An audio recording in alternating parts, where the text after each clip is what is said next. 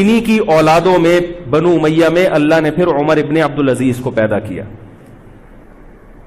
عمر ابن عبدالعزیز بھی انہی ظالم لوگوں کی اولاد تھے، مگر اسلام چونکہ قیامت تک رہنے کے لیے آیا ہے تو اللہ کو اپنا دین محبوب ہے، اللہ غیب سے انتظام کرتے ہیں.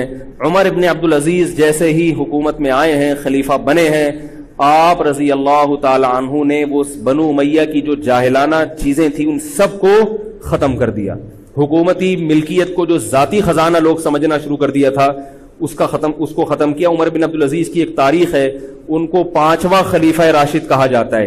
علم حدیث کو مرتب کیا گیا، فقہ کو مرتب کیا گیا، حدیث کا علم ضائع ہو رہا تھا. آپ نے حکم دیا کہ اکتب ما کان من حدیث رسول اللہ صلی اللہ علیہ وسلم فإنی اخاف ضیاع العلم والعلماء. فرمایا مجھے علم اور علماء کے ضائع ہونے کا خطرہ ہے، محمد صلی اللہ علیہ وسلم کی حدیثوں کو ریٹن فارم میں لایا جائے. تو باقاعدہ پھر حدیث کو باقاعدہ جمع کیا گیا کتابوں کی شکل میں، اور آج ہمارے پاس وہ حدیث محفوظ ہیں. فقہاء کرام کا دور آیا تو اللہ تعالیٰ نے حضرت عمر بن عبدالعزیز کے دور میں امت کو الحمدللہ دوبارہ جمع کر دیا.